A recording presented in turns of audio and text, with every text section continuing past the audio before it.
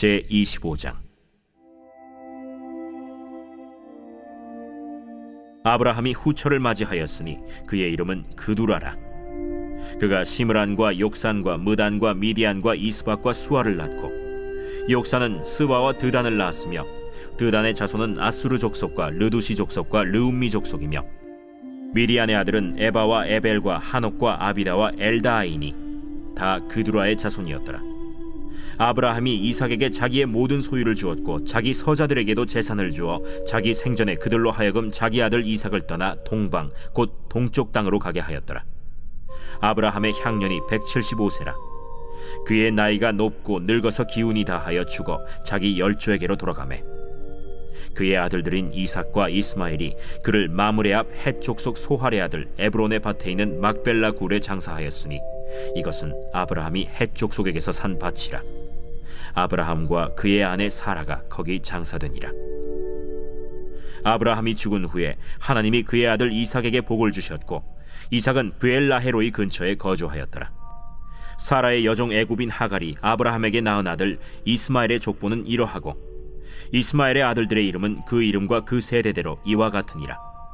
이스마엘의 장자는 느바요시요, 그 다음은 게달과 앗부엘과 밉삼과 미스마와 두마와 마사와 하닷과 데마와 여둘과 나비스와 게드마니. 이들은 이스마엘의 아들들이요 그 촌과 부락대로 된 이름이며 그 족속대로는 12 지도자들이었더라.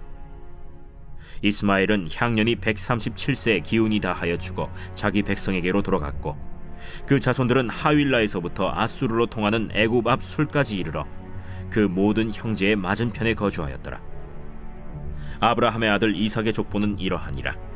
아브라함이 이삭을 낳았고, 이삭은 40세에 리브가를 맞이하여 아내를 삼았으니, 리브가는 밧단 아람의 아람 족속 중 부두엘의 딸이요 아람 족속 중 라반의 누이였더라. 이삭이 그의 아내가 임신하지 못하므로 그를 위하여 여호와께 간구하매, 여호와께서 그의 간구를 들으셨으므로 그의 아내 리브가가 임신하였더니 그 아들들이 그의 태 속에서 서로 싸우는지라. 그가 이르되 이럴 경우에는 내가 어찌할꼬 하고 가서 여호와께 묻자온데, 여호와께서 그에게 이르시되 두 국민이 내 태중에 있구나. 두 민족이 내 복중에서부터 나누이리라. 이 족속이 저 족속보다 강하겠고 큰 자가 어린 자를 섬기리라. 그 해산 기한이 찬즉 태에 쌍둥이가 있었는데, 먼저 나온 자는 붉고 전신이 털옷 같아서 이름을 에서라 하였고, 후에 나온 아우는 손으로 에서의 발꿈치를 잡았으므로 그 이름을 야곱이라 하였으며, 리브가가 그들을 낳을 때 이삭이 60세였더라. 그 아이들이 장성함에 에서는 익숙한 사냥꾼이었으므로 들사람이 되고, 야곱은 조용한 사람이었으므로 장막에 거주하니, 이삭은 에서가 사냥한 고기를 좋아하므로 그를 사랑하고, 리브가는 야곱을 사랑하였더라. 야곱이 죽을 쑤었더니 에서가 들에서 돌아와서 심히 피곤하여 야곱에게 이르되 내가 피곤하니 그 붉은 것을 내가 먹게 하라. 그러므로 에서의 별명은 에돔이더라. 야곱이 이르되 형의 장자의 명분을 오늘 내게 팔라. 내가 죽게 되었으니 이 장자의 명분이 내게 무엇이 유익하리요? 오늘 내게 맹세하라. 에서가 맹세하고 장자의 명분을 야곱에게 판지라. 야곱이 떡과 팥죽을 에서에게 주매 에서가 먹으며 마시고 일어나 갔으니, 에서가 장자의 명분을 가볍게 여김이었더라. 오늘의 말씀 창세기 25장의 말씀입니다.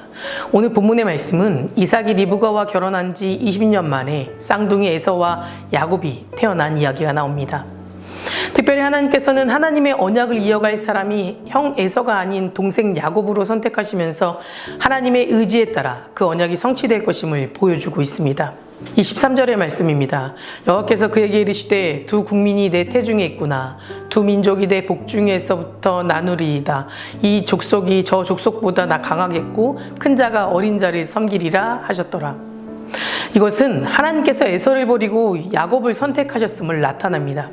이 예언은 훗날 형 에서의 후손인 에돔 족속이 동생 야곱의 후손이 이스라엘 민족을 섬김으로써 성취하게 됩니다. 그렇다면 왜 하나님은 장자인 에서가 아닌 야곱을 선택하셨을까요? 29절에서 34절의 말씀을 보겠습니다. 야곱이 죽을 쑤었더니 에서가 들에서 돌아와서 심히 피곤하여 야곱에게 이르되 내가 피곤하니 그 붉은 것을 내가 먹게 하라 한지라. 그러므로 에서의 별명은 에돔이더라. 야곱이 이르되 형의 장자의 명분을 오늘 내게 팔라. 에서가 이르되 내가 죽게 되었으니 이 장자의 명분이 내게 무엇이 유익하리요. 야곱이 이르되 오늘 내가 맹세하라. 에서가 맹세하고 장자의 명분을 야곱에게 판지라. 야곱이 떡과 팥죽을 에서에게 주매 에서가 먹으며 마시고 일어나 갔으니 에서가 장자의 명분을 가볍게 여김이더라. 사정에서 돌아온 에서는 허기진 배를 채우기 위해 팥죽 한 그릇에 장자의 명분을 동생 야곱에게 팔아버렸습니다. 에서는 생명보다도 귀한 장자의 명분을 순간적으로 육체의 만족을 위해 가장 값싸고도 너무나도 쉽게 팔아버린 것입니다. 장자의 명분이 무엇입니까? 이 시대 장자의 명분은 가정을 통솔할 수 있는 권리와 재산 상속도 2배로 받을 수 있는 권리를 갖고 있으며 하나님의 언약까지도 계승받을 수 있는 권리가 부여되어 있었습니다. 그럼에도 에서는 현재의 순간적인 욕망과 육체의 만족을 얻기 위해 영원한 영적인 축복을 가볍게 여기고 세상의 가치를 고작 팥죽 한 그릇에 팔아넘긴 것입니다. 이처럼 육체의 만족을 쫓는 사람은 무엇이 중요한지 분별하지 못하게 됩니다. 오직 자신의 육체의 만족과 욕망만이 최고의 가치라고 생각하고 따르게 되는 것입니다. 히브리서 기자는 에사와 같이 하나님이 주신 은혜를 무가치하게 여기는 자를 망명된 자라고 하였습니다. 사실 오늘날 많은 사람들이 에서의 장자의 명분을 가볍게 여기고 하찮게 여긴 것처럼 하나님이 허락하신 영적인 축복과 특권을 자신에겐 아무런 유익이 없다고 생각하고 살아가기도 합니다. 결국 썩어 없어질 육체의 만족을 위해 영원한 하나님의 축복과 특권을 포기하는 자들은 에서처럼 하나님의 축복을 박탈당하게 되거나 하나님의 구원에서 영원히 제외되기도 한다는 것입니다. 그러기에 우리는 현재 바라보고 느끼는 육체의 만족과 유익만을 쫓으며 살아가는 어리석음을 버리고 앞으로도 다가올 하나님의 소망을 더욱 가치 있는 삶으로 여기며 살아가야만 합니다. 에서와 반대로 야곱은 이런 하나님의 축복과 장자권을 간절히 사모했습니다. 자신에게 팥죽을 요구하는 에서에게 장자의 명분을 팔라고 요구한 사실만 봐도 우리는 알 수 있습니다. 31절의 말씀에 야곱이 이르되 형의 장자의 명분을 오늘 내게 팔라 라고 하였습니다. 야곱이 이처럼 장자권을 간절히 원했던 이유는 당시 장자의 명분이 갖는 의미와 하나님의 언약을 장자가 얻게 된다는 것을 알고 있었기 때문에 가능했던 겁니다. 물론 야곱은 교활한 방법을 이용했지만 그의 소원대로 장자의 명분을 얻고 이삭으로부터 장자의 명분과 하나님의 언약을 이어받는 축복을 받게 됩니다. 또한 훗날 야곱은 모진 시련을 겪으면서도 결국 약속의 땅 가나안을 차지하게 되고 그의 혈통 가운데서 예수님이 탄생되는 축복을 받게 된 것입니다. 이처럼 하늘의 축복도 그것을 간절히 사모하는, 그것을 얻기 위해 애쓰는 자가 얻게 된다는 것입니다. 물론 하늘의 축복은 야곱처럼 강교한 속임수를 쓴다고 얻는 것은 아닙니다. 하늘의 축복은 오직 하나님의 은혜로만 주어집니다. 만일 야곱에 대한 하나님의 은혜가 없었다면 그는 이삭의 축복을 받기도 전에 저주를 받았을 것이고 예서를 통해 죽임을 당했을 것입니다. 그러나 하나님은 놀라운 축복인 가문의 장자권에 대한 야곱의 간절한 마음을 보시고 하나님의 언약에 대해서 소홀히 여기는 에서를 대신해 야곱의 강교함에도 불구하고 그를 하나님의 언약의 계승자로 삼아주신 겁니다. 우리가 여기서 기억해야 할 것은 하늘의 축복, 즉 하나님 나라는 그것을 간절히 사모하고 얻기 위해 쓰는 자에게 은혜로 주어진다는 겁니다. 야곱과 같이 인간적인 강교한 방법으로 하늘의 축복을 얻으려고 해서는 안 되겠지만 날마다 하늘의 축복을 간절히 사모하며 모든 선한 것으로 노력해야만 합니다. 사랑하는 성도 여러분, 한순간의 배고픔을 참지 못하고 팥죽 한 그릇에 장자의 명분을 팔아버린 에서는 거룩한 것을 세상적인 것과 바꾸는 자, 즉 썩어질 육체의 만족을 위하여 거룩하고 영원한 영생을 포기하는 어리석은 자가 되었습니다. 우리는 이런 어리석은 자가 되지 말고 가장 값지고 가치 있는 하나님 나라를 얻기 위해 살아가는 저와 여러분 되시기를 간절히 소망합니다. 다 같이 기도하시겠습니다. 오늘은 금요일입니다. 금요일의 공동기도 제목은 환우분들을 위해서 함께 기도해 주시기 바랍니다.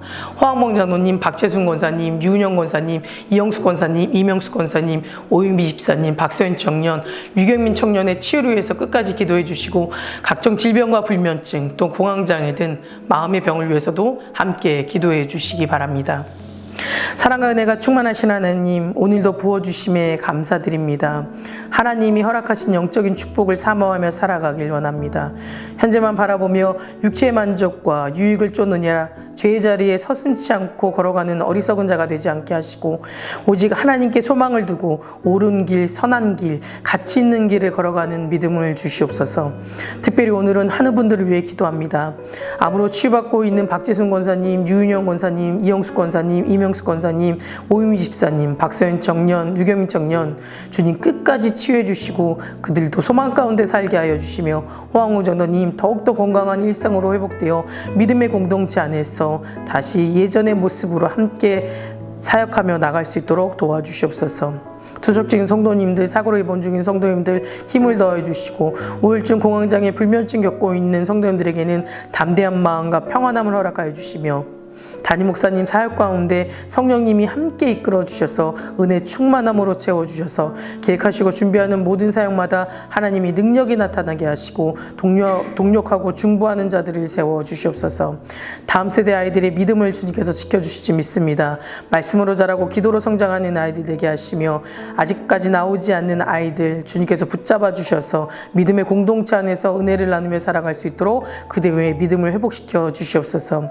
새벽마다 1000번째 드리며 강구하는 기도 제목에 응답하여 주시길 간절히 소망하며 이 모든 말씀 예수 그리스도의 이름으로 기도드립니다. 아멘.